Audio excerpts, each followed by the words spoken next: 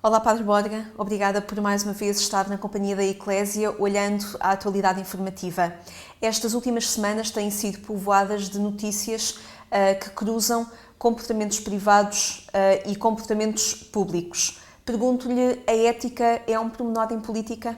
Não é. E a ética faz-se exatamente quando a gente lida com as misérias humanas. Ela é exatamente a resposta qualificada à dificuldade e às contingências da vida que nos fazem tão frágeis como qualquer ser humano. É bom que a gente lide com pessoas humanas e não com super-homens ou com gente dita perfeita. A perfeição não está em não errarmos, está em reagirmos ao erro. E é bom que saibamos isto porque só se faz sentido haver tanta legislação que põe de salvaguarda a qualidade das pessoas que, por exemplo, nos governam. Para que é que há tanta legislação? É porque exatamente há a consciência da possibilidade e se calhar da normalidade, se quisermos dizer assim, das nossas dificuldades.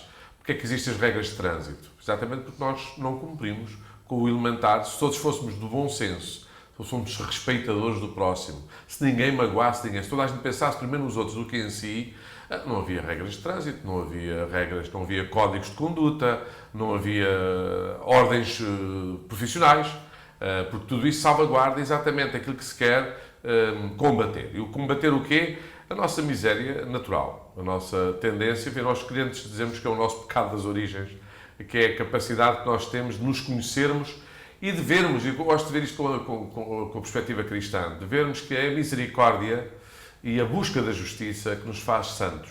Portanto, busco a justiça perante as injustiças e ofereço a misericórdia perante as injustiças declaradas. E é bom que nós o pensamos assim porque começamos a ter uma margem de lidar até com os erros pessoais. Quem é alguém, já o próprio Jesus dizia, que não tiver pecados, atire a primeira pedra. Quem somos nós para julgar o próximo? E quem somos nós para aparecer diante dos outros como perfeitos? Aliás, isso devia ser até horroroso da nossa parte. Alguém pensar que nós somos perfeitos. Portanto, quando assumimos as nossas naturais limitações, quando conhecemos a nossa tendência habitual para o pecado, mas nós vamos para a desordem ou para a tendência que nós temos egoísta da vida, nós começamos a ter muito mais qualidade de vida, porque temos a vigilância necessária. Nós, aliás, neste tempo de Quaresma, dizemos que espiemos os nossos pecados. O espiar é para um espia, é para uma vigilância muito atenta, porque conhecemos os nossos pecados.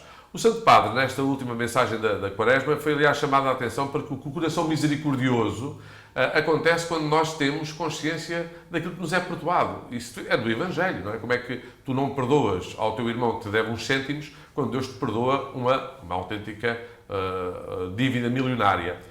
É aqui que a gente vai moldando o coração. Eu acho que ninguém devia estar perante mim com a ideia de gente perfeita. Veja-se o que aconteceu, por exemplo, com os bispos, com os padres, que também a gente considera, em princípio, bem, gente que está numa luta pessoal pela sua perfeição, que é feita de misericórdia, não esqueçamos isso. Nós só conseguimos ser misericordiosos com os outros quando entendemos o que nos perdoam a nós. E a medida que usamos para os outros deve ser usada para nós. Ou, se quisermos, a medida que é usada para mim, eu devo usá-la para os outros. E que essa medida seja a divina, a do que Deus pacientemente me perdoa. Mas quem está na vida pública e, concretamente, apresenta um programa de governo, não tem de ter essas referências mais depuradas? Deve, como um pai que educa um filho, deve ser pelo menos melhor que o filho. Isso não significa que ele não assuma, a dado momento, perante o filho, que não é perfeito. É evidente que quando a gente está a lidar com crianças, a criança pode até ser convencida de que o pai é perfeito e que a mãe é perfeita e que o pai e a mãe não fazem disparates, não fazem coisas erradas.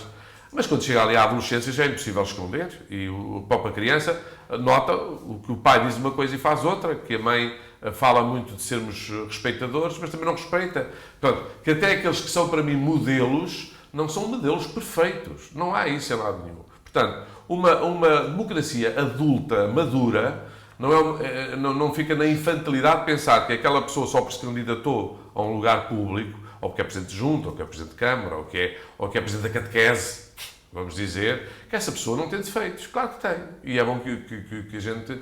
Agora, o que ela tem é a necessidade, mais que os outros, de aplicar, lá está, a medida que quer para os outros ser aplicada a si própria. Então, o assumir, o pedir perdão, quando o Papa, João Paulo II, no ano 2000, pediu perdão publicamente, era um problema que se punha. Como é que um Papa que está ali, é representante de Cristo, pede perdão pelos pecados da Igreja. Que toda a gente via, quer dizer, quem é que não vê os pecados da Igreja? O melhor é a gente assumir que os tem. E que os tem, mas que está em combate por elas, contra essas realidades.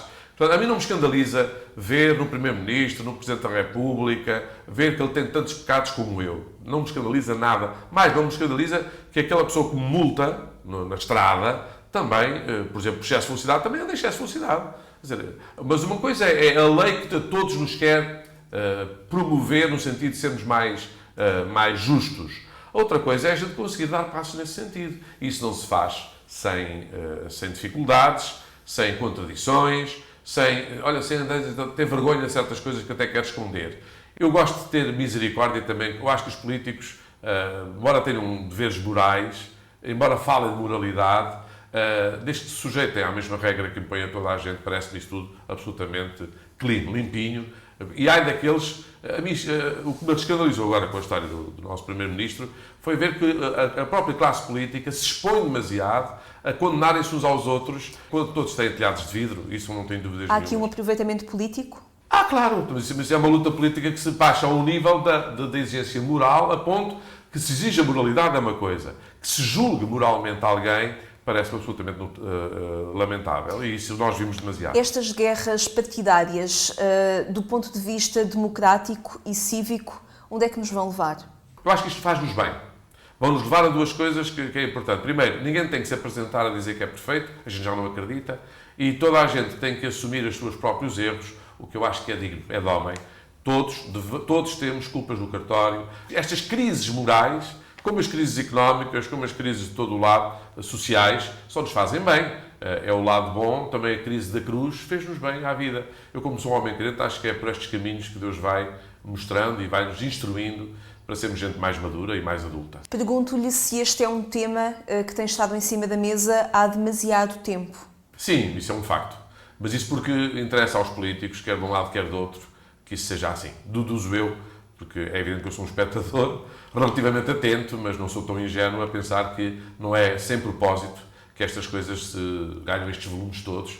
Isto, noutra circunstância e por causa de outras coisas, não teria importância positivamente nenhuma. Mas isso vale o que vale. Eu vou assistindo a isso com algum fair play e com alguma, diria, misericórdia que eu também preciso de ter.